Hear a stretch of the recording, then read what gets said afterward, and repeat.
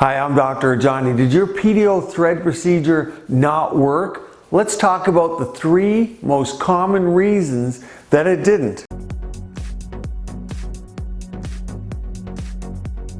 So have you had PDO threads? Have you enjoyed the results? Or maybe it just didn't work for you. I'm going to take you through the 3 most common reasons that the threads don't work. And remember, if you like the videos, click like, subscribe, and click the bell so you're notified of upcoming videos. And at the end of the video, when you're done watching, give us your comments. What do you think about these? Have you had them done? Were you considering them? We love to hear from you and be educated. So a lot of people will comment that they enjoyed the threads and that they worked well, but for those that it didn't work, what are some of the reasons? The number 1 reason is inappropriate patient selection by far, and that is a lot of people see threads and they're thinking facelift. Well, of course, permanent threads, which have been taken off the market some time ago, were used as an alternative to facelift or to buy people 5 to 7 years. They're still available in some countries, but the threads we're talking about are either PDO, PCL, or PLLA, and they're resorbable, meaning the threads go away. They build collagen in a lifted manner. Some are smooth, some are twist, and some have the barbs or molds that jack the face up and lift it up. They're part of a long-term treatment plan, but if people come in and they want a facelift, they have a lot of sag, and there's no hollow or gain that we can lift by doing procedures like Plasmasculpt, Sculptra, liquid facelifts, whatever people want to call it, then the threads are not a substitute for lifting the skin. Remember, the skin has to go somewhere. So if there's sag and we're trying to lift significant amount of sag, people can have a facelift first. And then they're still going to need minimally invasive procedures like neurotoxins, botox, and so on, fillers, collagen stimulation, plasma.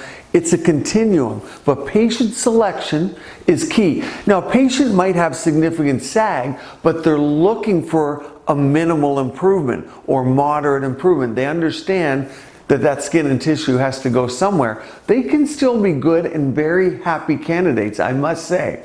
But if they're expecting a facelift type of result, and they really need that skin cut away and fat removed and sagging fixed, then they're going to be disappointed with the thread lift. The ideal candidates have mild to moderate laxity, realistic expectations, and are typically ones that are used to getting cosmetic services, have maintained their skin, have had Sculptra and fillers and liquid lifts already. Someone just coming in for threads, unless they're younger, may well be disappointed. The number 2 reason for failure is not using enough threads. And I'm going to lump into that category the wrong type of threads. Meaning there's different types of materials and they come from different companies. And just because you've had threads doesn't mean they're all created equal. Some are better, some crumble in your hand.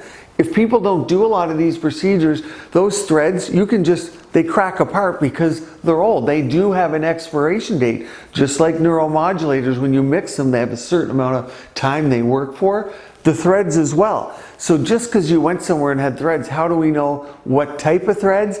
And then, did you have 6, 8, 10? And I'm talking mainly barbs now because that's where most of the people are going to report their failures. So if you had 21 gauge versus 19 versus 18, they're all bigger threads versus smaller threads. If there's a lot of sag, you need the most lift and the most number of threads.